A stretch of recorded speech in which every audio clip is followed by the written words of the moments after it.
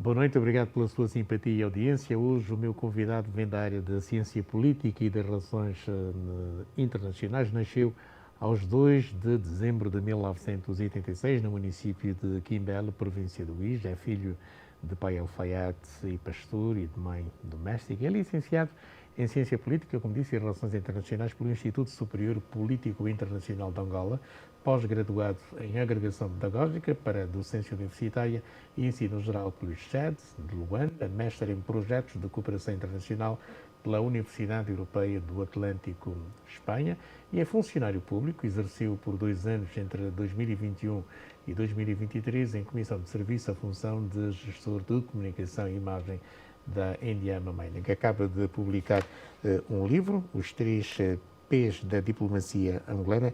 Henriques Depende, é um prazer tê-lo aqui hoje. Pois bem, tem um primeiro livro que acaba de lançar, foi no dia 8 de setembro passado que tornou público, portanto, este livro que fala da nossa diplomacia. Por que razão é que periodizou, digamos, a história da nossa diplomacia em 3 momentos? Antes, muito boa noite, Amílcar. Boa noite à equipa do programa Cara a Cara. Uma boa noite extensiva também ao telespectador. E agradecer pelo convite e a oportunidade que o espaço nos oferece. Bom, nós decidimos escrever sobre o percurso histórico da diplomacia angolana em 2018. Tudo começa em 2016, quando, depois de ter terminado o plano curricular da licenciatura, no caso, como se pode calcular, após o plano curricular, há uma necessidade de se poder fazer um trabalho de fim de curso, que na altura era monografia. Então, nesta altura, eu decidi escrever sobre a temática diplomática, tendo como foco os desafios da diplomacia angolana no novo contexto da política internacional. Na fase da colheita de informação ou de dados bibliográficos para suportar os estudos, então fui deparando-me com imensas dificuldades ao acesso desses dados bibliográficos. E, ainda assim, dei a continuidade do trabalho de fim do curso. Como se pode calcular, o trabalho de fim do curso tem um prazo, não mais de 6 meses em regra, embora existam pessoas que façam mais tempo que isso. E consegui fazer a defesa do trabalho de fim do curso, depois de terminado, claro. Fiz a defesa, felizmente obtive 16 valores. E ainda assim, em função a essa escassez que eu deparei, a ausência de bibliografias, fui carregando aquilo como de uma dívida se tratasse na minha cabeça e entendi que alguma coisa tinha que fazer no sentido de dar o meu humilde contributo ao acervo bibliográfico do país. Então foi assim, a 27 de julho no caso, então decidi começar a escrever este livro e atender, no caso, 3 objetivos principais. O primeiro objetivo era justamente ver registrada as ações da diplomacia angolana desempenhadas pela diplomacia angolana de 1975 à atualidade, e bem como também oferecer à comunidade científica, ou os investigadores, professores e alunos, um instrumento que pudesse servir para a sua vida, quer acadêmica como também profissional. E o segundo objetivo visou essencialmente dar a conhecer às gerações mais novas sobre o percurso histórico, as ações da diplomacia angolana desempenhadas nesse percurso todo. E o terceiro objetivo, não menos importante, visou essencialmente dar um lembrete de memória às gerações mais velhas sobre o papel desempenhado pela diplomacia angolana neste período. Dali que nós entendemos que tínhamos que fazer esta obra. Foi justamente essas razões que levaram com que nós decidíssemos escrever sobre a temática. Pois bem, em 75, portanto, quando nasceu o Estado angolano, a política externa foi definida pelo primeiro presidente logo no dia da proclamação da independência, quando elencou, digamos, os eixos da política externa angolana. E foi, digamos, neste primeiro período, periodizado por si, que Agostinho Neto proclamou a independência nacional, e depois Angola tornou-se membro de várias organizações, como destaca, obviamente, para a OA, que sublinha aqui no livro, depois da União Africana, e as Nações Unidas no dia 1 de dezembro de 1976, está igualmente retratado aqui neste livro. De qualquer modo, Dr. Henriques Depende, este primeiro grande momento da política externa angolana, entre 75 e 1992, o ano das primeiras eleições, digamos, dos períodos mais interessantes da política externa angolana e vejo que também nesta sua periodização salienta isso mesmo. Portanto, até que ponto é que foi fácil ter acesso às fontes, digamos assim, que estão aqui retratadas no livro? Alguns embaixadores, inclusive, como o embaixador Bravo, que está agora na República Federativa do Brasil. Bom, nós, de facto, o problema de acesso às fontes é, sobretudo, uma das razões, tal como eu disse, que levaram-nos a escrever sobre este livro. Nós, do ponto de vista de fontes primárias, ou se não mesmo fontes orais, houve imensas dificuldades ao acesso. Nós temos, apesar de existir pessoas que já deram seu litro na diplomacia angolana, ainda assim carece um bocado de abertura para o acesso a essas fontes. Mas ainda assim nós conseguimos ouvir algumas pessoas ligadas à diplomacia angolana. Ouvimos, por exemplo, a embaixadora Josefina Diakité, que na altura liderava a terceira comissão da Assembleia Nacional. Ouvimos políticos experimentados, professores universitários e fomos lendo uma outra coisa também que ajudaram a nos organizarmos a informação que resultaram na publicação deste livro. Não foi fácil, como eu disse, porque o acesso às fontes aqui no nosso país continua ainda a ser uma dor de cabeça e ainda assim o desejo de querermos termos esta obra falou mais alto, pelo que persistimos e conseguimos trazer esta obra. Qualquer das formas, como eu disse, o primeiro período foi um período muito interessante, tudo porque também é o período que inaugura a diplomacia angolana, é um período que inaugura a própria política externa, pelo que criou as bases para que os outros períodos que seguiram pudessem ter alguma orientação na execução das ações da diplomacia angolana. Nesta primeira periodização, o que é que mais o entusiasmou? O que é que mais? Eu penso que foi justamente a questão, sobretudo, da própria estratégia que foi concebida. A própria estratégia que a diplomacia angolana concebeu. Como se pode calcular, a diplomacia angolana no período de 75 a 92, a estratégia estava mais virada à defesa da independência, bem como também à salvaguarda da integridade territorial. E a independência de Angola deu-se num período um tanto quanto conturbado, porque enquanto nós festejávamos aqui a independência, o mundo ainda assistia também à chamada Guerra Fria. E esta guerra opunha dois blocos, que era o bloco ocidental, liderado pelos Estados Unidos da América, e o bloco do leste, liderado pela União das Repúblicas Socialistas Soviéticas, a URS. E essas, no intuito de poderem expandir as suas zonas de influência, tinha a África, e em particular Angola, como também uma área de preferência em que eles podiam atuar. E, portanto, por esta razão, havia os conflitos e, sobretudo, na região da SADC, que Angola faz parte, e isto levou com que tornasse interessante a questão da estratégia que se realizou, de um lado, para no sentido de poder alcançar o maior número de reconhecimento possível da nossa independência, e do outro lado, salvaguardar a integridade territorial do país, que na altura passou a estar constantemente violada por causa também deste patrocínio dos blocos que já mencionamos. Doutor Henrique, até que ponto é que as formações extracurriculares que fez contribuíram decisivamente também para a redação deste livro? Bom, primeiro nós não conseguimos fazer nada sem conhecimento da coisa, né? E eu acho que o facto de nós termos feito essa formação em relações internacionais e com maior foco para a diplomacia, olhando para aquelas que são as ações mais interessantes da própria diplomacia, penso que a formação em si ditou com que nós pudéssemos abordar esta temática. Tanto é, como eu disse, o próprio interesse que nós tivemos logo no início, quando fizemos o trabalho de fim do curso, abordar a temática sobre a diplomacia e olhando de forma muito particular a diplomacia angolana, já consegue, com isso, responder à questão de até em que ponto a formação acabou por ser uma grande influência para que este livro hoje esteja nas nossas mãos. A importância digamos, de pertencer também a gabinetes de comunicação e imagem ajudam no tratamento, digamos, de documentos oficiais, portanto, teve acesso a vários documentos, para além das fontes orais, acesso a vários documentos à disposição de várias instituições, com destaque, obviamente, para os que são colocados pelo Ministério das Relações Exteriores, mas eu pergunto-lhe se esta formação que obtive para a redação de documentos oficiais, fundamentalmente, foi decisiva?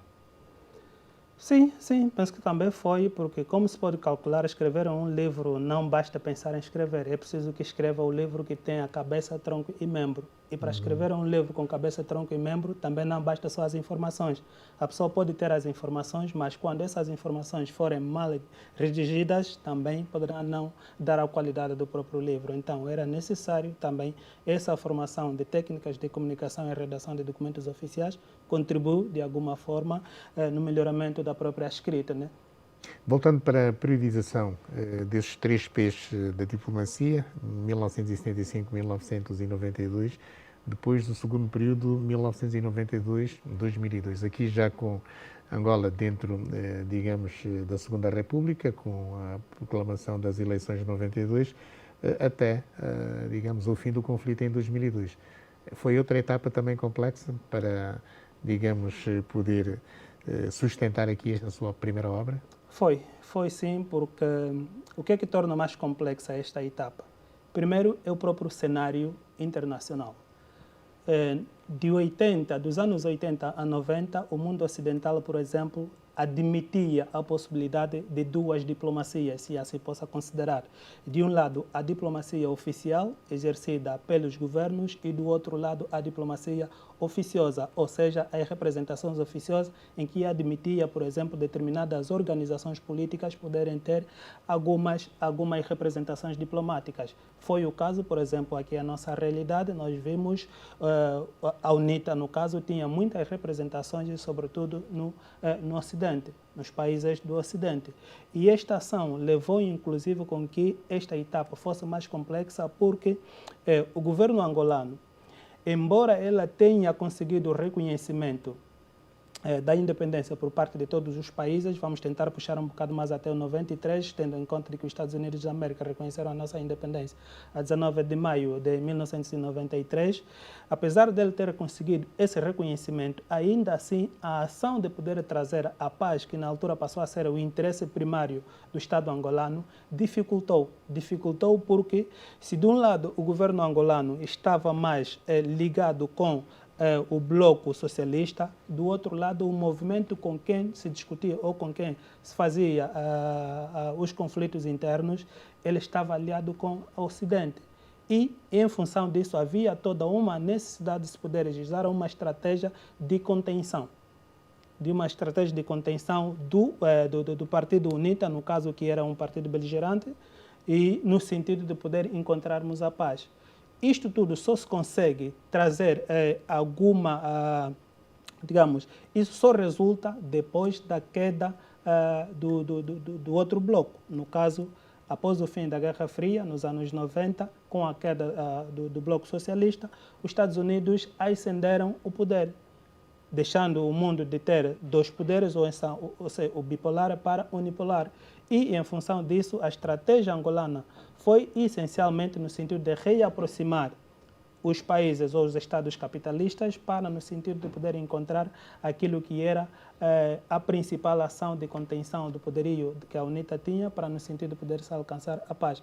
Este conjunto todo de ações, essas estratégias todas usadas, então, tornaram com que esta etapa de por si fosse também uma etapa interessante e também complexa, né? No entanto, este período de 92-2002 é marcado, como disse, pelo reconhecimento dos Estados Unidos da América, a soberania nacional proclamada em 75, mas há aqui outros fatores, digamos, que foram desafiantes para a política externa angolana, particularmente a questão da afirmação diplomática da UNITA, portanto, logo depois do conflito pós-eleitoral, a UNITA consolidou as suas posições, mesmo depois do reconhecimento norte-americano da independência nacional.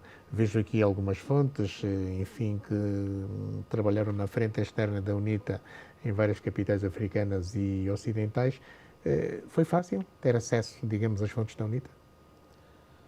Bom, como nós já dissemos, fácil como tal não foi, porque eu acho que a questão de não abertura às fontes é genérica.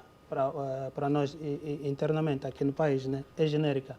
Mas, de qualquer das formas, pude ouvir algumas pessoas ligadas à UNITA e, inclusive, tivemos aí a felicidade, por exemplo, de ouvirmos o deputado Lucamba Gato, que também foi representante da UNITA por vários países e, por intermédio dele, conseguimos obter algumas informações e também fomos assistindo algumas atividades, conferências que foram realizadas no âmbito da diplomacia da UNITA e, sobretudo, falou-se muito sobre a questão da diplomacia da UNITA 66 até o 2002, que é o ano que vem a falecer o líder, o primeiro fundador, neste caso, e essas informações todas ajudaram-nos com que nós tivéssemos uma percepção daquilo que era a diplomacia implementada pela UNITA. E, portanto, fez aqui a questão de, depois do reconhecimento da independência de Angola pelos Estados Unidos da América, a UNITA ainda assim implementou, ou seja, reforçou a sua ação.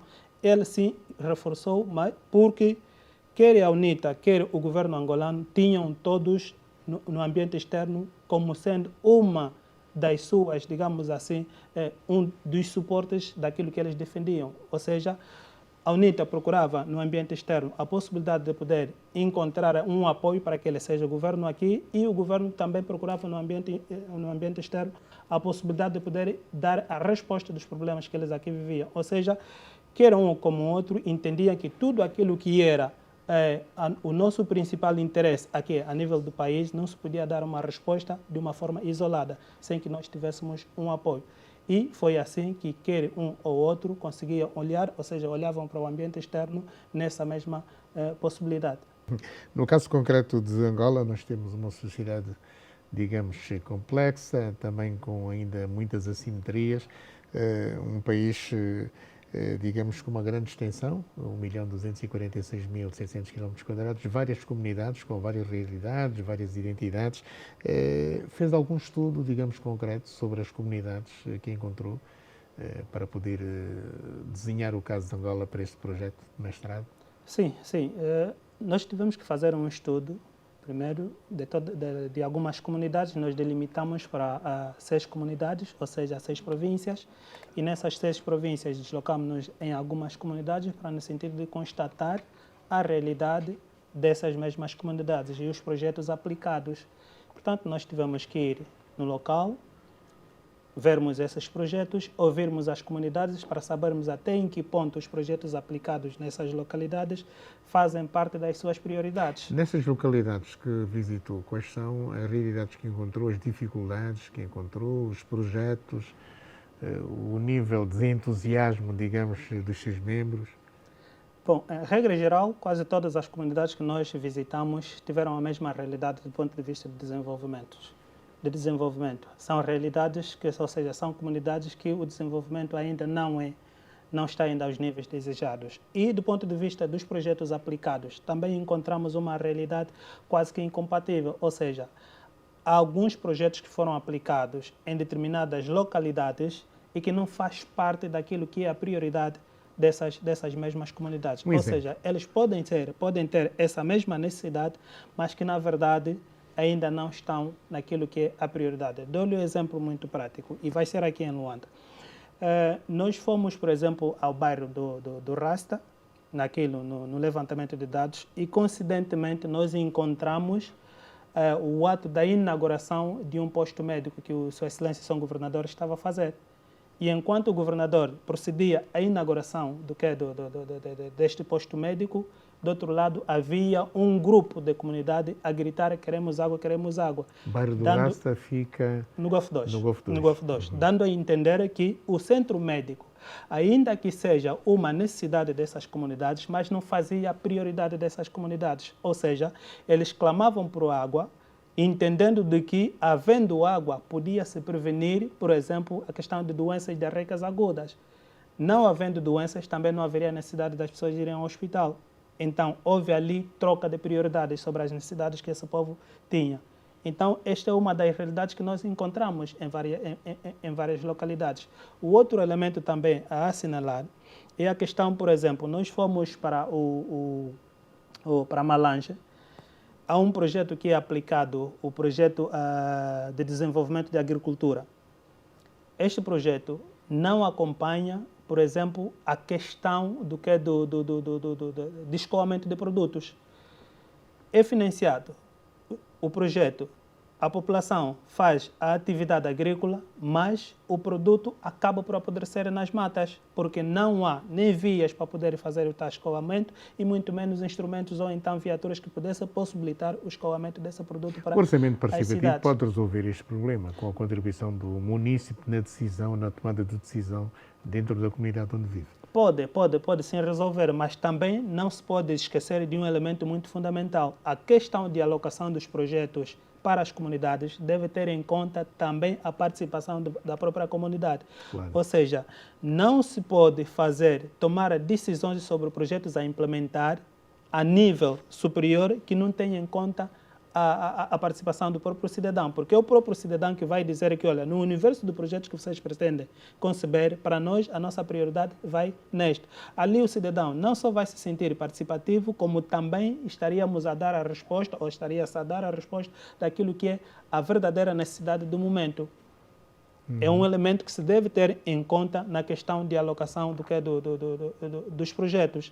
É preciso que haja uma concertação social, ouvindo as comunidades, e de preferência não se eleger pessoas que pudessem ouvir.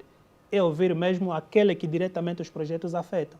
As pessoas mesmo de base devem ser ouvidas, porque é essas que vão poderem dizer que, olha, as nossas dificuldades têm sido este e aquele. O outro elemento também que nós constatamos durante o levantamento de dados é a questão de desperdício.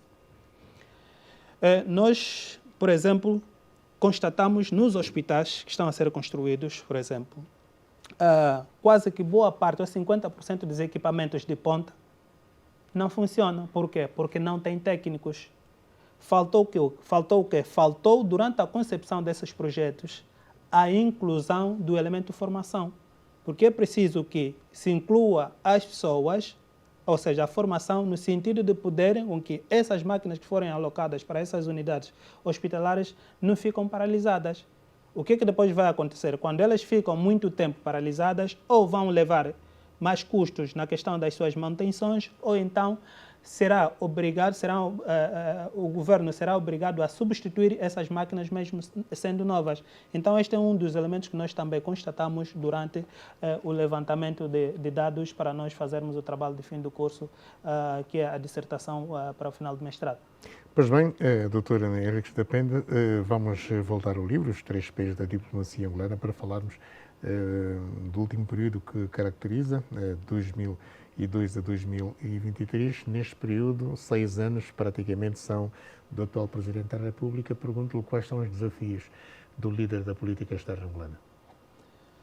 Bom, nós, inclusive no último capítulo do livro, nós trazemos aí essencialmente 5 desafios. Entre vários que possam existir, nós trazemos 5 desafios que têm estado a testar a diplomacia angolana. Quem fala da diplomacia angolana, estamos a falar também da política externa, uma vez que a diplomacia é um instrumento dedicado à política externa.